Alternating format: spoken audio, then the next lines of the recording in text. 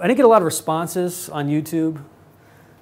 I got a few. You know, got a lot of people watching. Got some hits. Not a tremendous amount of people commented, and I got one comment, and it was great. It said, "You look so hot smoking that cigar. Would you ever consider being a gay top?"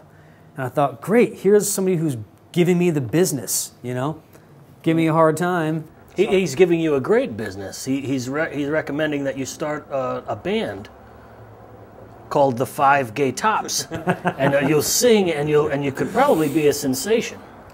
That's what I assumed. It's got to be it. There's no other explanation for that. But I got this comment. I thought, here's somebody who's giving me a hard time, razzing me, if you will. So I look on his profile, and I was a little taken aback because apparently it was a little more sincere than I thought it was. Apparently there's a cadre of people that enjoy watching men smoke cigars and possibly pumping off to it.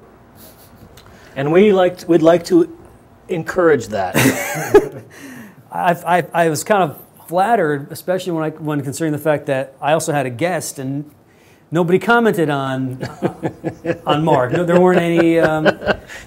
Thank you for mentioning that. Apparently, I'm not quite as attractive with a phallic representation in my mouth, but I'm going to try harder tonight. Apparently, there are some people, some men that enjoy.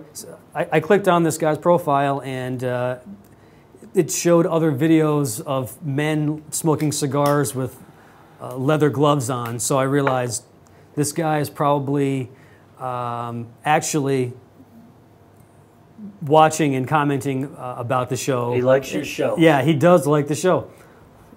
So just we encourage that. Not to scare you guys, but there may be cigar fetish people pumping off to this, but you got to take the. You know, it's flattery. It's flattery. You know, absolutely. Yeah.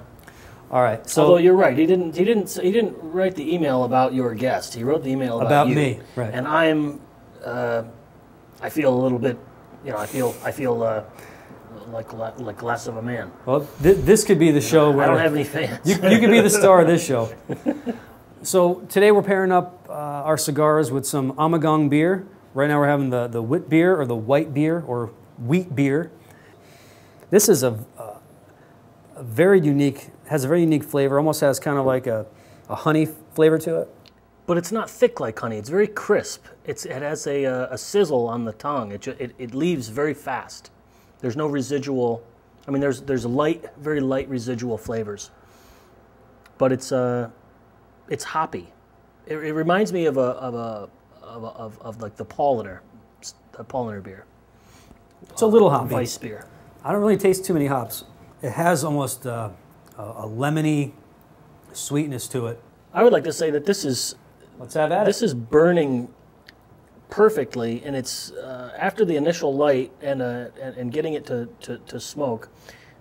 This has a perfect draw. It's got just the right balance of flavor. It's smoking perfectly, and it tastes delicious. Yeah, the draw is effortless. It's almost too easy. And I'm getting a ton of smoke out of this. The ash is kind of grayish white. Got a couple flakes coming off. Not so bad though. If you guys are looking to do something fun this summer, I recommend not just drinking and sampling this Belgian beer from the Ommegang Brewery, but if you live in upstate New York, it's a quick trip. In fact, last summer I took a trip with my wife, and I'm not a huge baseball fan. I don't know if you guys are baseball fans. I'm not. I'm an American, and I love baseball. All right. The Committee on Un-American Activities has, I'm sure, noted that in their log. I'm hoping to score a few points with them. It's a nice day trip. Like I said, not too big into baseball, but there are other great things to do when you go to Cooperstown.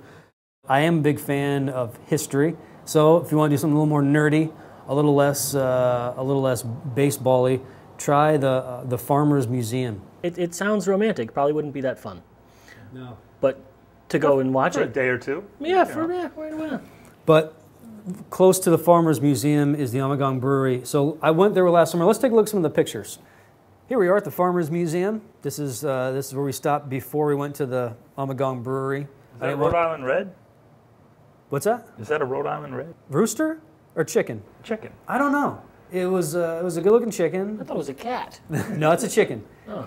We figured we'd go to the farmers market or the Farmers Museum before we went to Ommegang, so I wasn't stumbling around scaring chickens.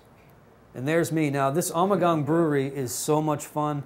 There's a lot. They do tours all day long, and the land that this place is on is so beautiful, very majestic, a lot of property.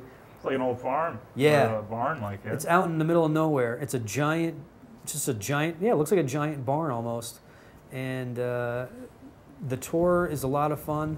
And then when you're done with the tour, you get to go outside and sample the beers, and they've got all of our beers. Today we got 3 of them. I think they've got 6 that they make. In fact, they're making a 7th right now called Obama something. It's to commemorate Obama.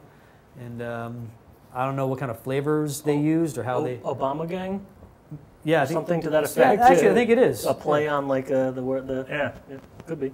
So there's me. And this is after the tour, and this is when we get to enjoy a beer. And I lit up a cigar, and nobody made a big deal out of it. They bring out all these beers, and they put them on picnic tables. And the really nice thing is they don't just bring beer out. They bring out dips and crackers and hummus and spreads and cool stuff like that. And there's a nice shot of the beer. 3 of those we're drinking tonight. The Ommegang Abbey Ale, the Hennepin, and the Wit Beer. Our Howe Caverns is about halfway between here and Cooperstown. So if you want to make a whole day of it, you can do the Howe Caverns, head a little farther west, do the Baseball Hall of Fame, the Glimmerglass Opera, Fenimore Museum. 3 blends, all made by the Oliva company. But as I explained before, the idea behind them was from a guy named Sam Lucia. He was a sales rep for the Oliva company. He asked the Oliva family, can I make my own cigar? It's a pretty radical idea because it's, a huge gauge, very short. And he sold them on it, and I think it was a good decision, which is kind of cool. I mean, I think it also speaks well about the business itself. It's like if Mark went to his job and told his manager that he had an idea for a new hamburger, the people at McDonald's saying, yeah, Mark, we think that's a great idea. Why don't you go ahead and we'll make that new hamburger, right? You can't see it, but underneath all the makeup I put on for this show, my face is covered with pimples from French fry grease. All right, we're going to take a quick break. We're going to finish off the wit beer. We're going to pour the Hennepin and see how that is. We'll be right back. We're back. You're watching Indulge TV, and we're drinking some Ommegang beer and having some NUB cigars. We already had the wit beer, the white beer, or the wheat beer. Now it's time for the Hennepin. Did you guys see how that looks? This may not be the perfect pour, but let's give it a shot. I'm not going to pour myself a whole glass because we still have the Ommegang Abbey Ale to do. Mark, you can handle it yourself. I guess so. While you're pouring, this NUB Connecticut is burning, I'd say, almost perfectly. I ran upstairs for about 5 minutes, came back, still getting a draw. Yeah.